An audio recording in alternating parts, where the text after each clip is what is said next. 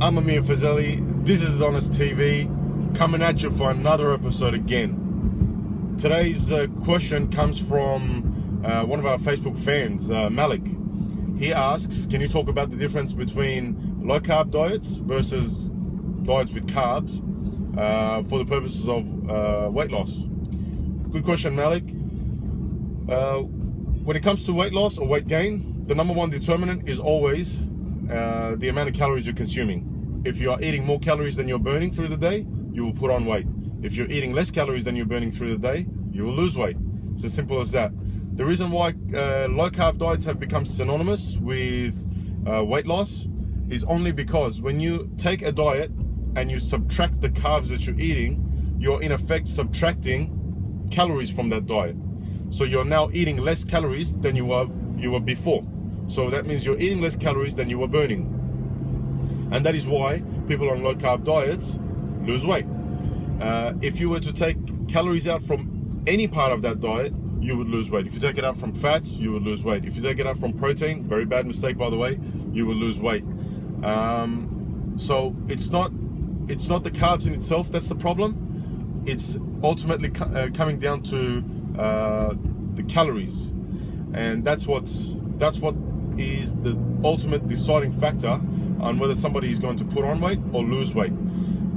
If, for example, you do the calculations and it is calculated that you need, for example, 2,000 calories for your needs and your goals and your current body weight to lose weight, then it doesn't matter if you have a diet made up of 2,000 calories that has carbs in it or a diet made up of 2,000 calories that has 0 carbs in it. Both of them are going to make you lose weight. The one with the carbs is going to actually make it less of a tough time for you to lose that weight, and make it less boring for you to lose that weight, and make it more likely that you will adhere to the diet in a long-term plan. So any extreme measure when it comes to dieting is not going to be sustainable for the long term. And what then happens is you actually rebound back and you do worse than what you were doing originally. Long-term studies always show that whoever yo-yo diets, so whoever goes from one extreme of eating to another, so for example, eating just normally, being overweight, and then they suddenly cut out carbs, go on a low carb diet, low calorie diet, and so on. Those people always bounce back in the long term to a higher body weight and body fat percentage than when they actually started out. So you want to make your dieting as less extreme as possible, so that it's maintainable for as long as possible. And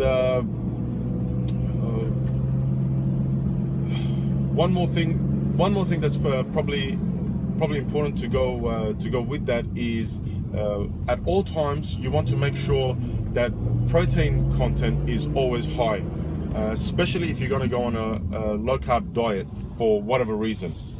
In my opinion, a very low carb diet should only be done for a very short amount of time for a certain purpose. So for example, if you're trying to make weight for a competition, if you are a bodybuilder preparing for a comp coming up, and a part of your prep calls for something like that to happen, but even then it should be for a short period, and you should know, or your coach should tell you that this is not going to be a long-term thing, and after that there should be a plan to go back onto a normal, proper, healthy, smart nutrition plan. So hopefully that answers your question. Guys, would love to hear more question requests from you guys. Post it on our Facebook fan page, facebook.com/AdonisAthletics, and we'll get to them all one by one. So until next time, this is Amir Fazeli from Adonis Athletics, out.